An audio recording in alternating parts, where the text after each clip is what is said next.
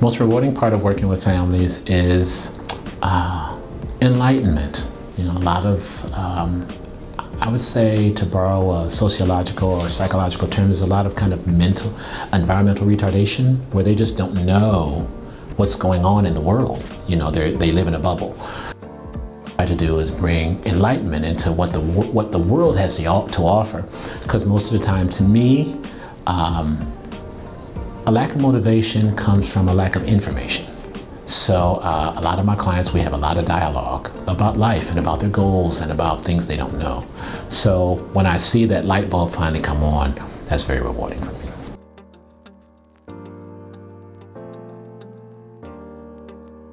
Oh wow. I stay motivated in difficult times by keeping my eye on the prize.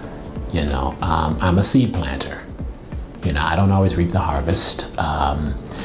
So, you know, as a farmer, you know, you're not gonna always have 100% harvest, but you find encouragement from the harvest that you do collect. And, you know, I've been fortunate enough to collect quite a bit of harvest and seeing cases close positively. So one positive case, for example, can motivate me in the next challenge that I face.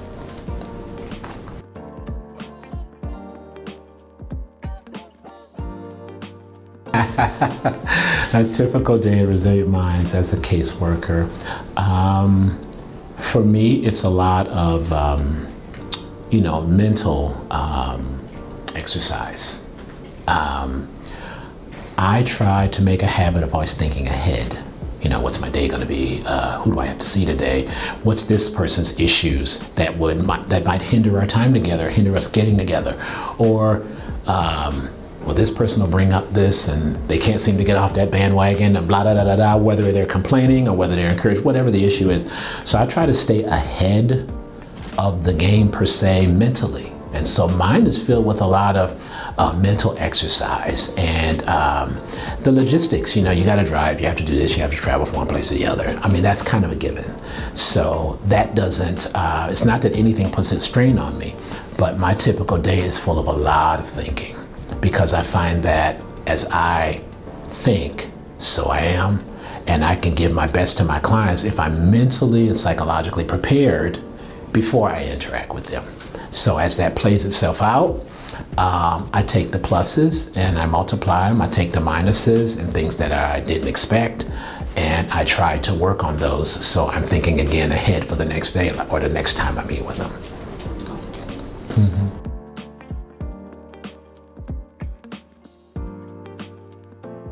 Wow, the part that brings me the most fulfillment is when I see the client, again, when the light bulb comes on and they get it, you know, whether they're really screwing up.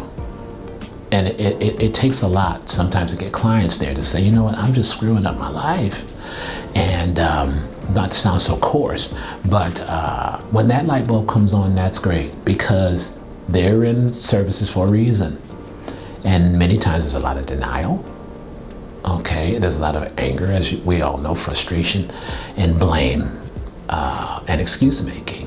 So to me, that's always the first hurdle to cross.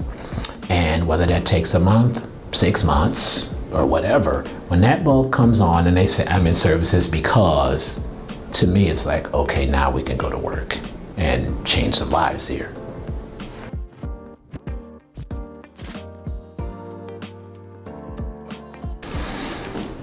To foster strong teamwork, I think to be informed, broadly speaking, about the clients, what their life and experiences are like, where they come from, and then to kind of check with your coworkers in terms of the similarities, the commonalities, as well as some of the differences. You know, people react to people differently. If it's a female caseworker, she may have a different type of experience because she's a female, because she's black, or because she's white, or he or she is this, that, because you're tall, muscular, fat, thin, whatever. So I try to take all of that in and then glean from them, glean from the supervisors, and as well as my boss, and take all of that in and try and work within that cohesive hue to do my best. And I think when people see me putting forth that kind of effort, I think they subtract from that, hey, Michael's a team player.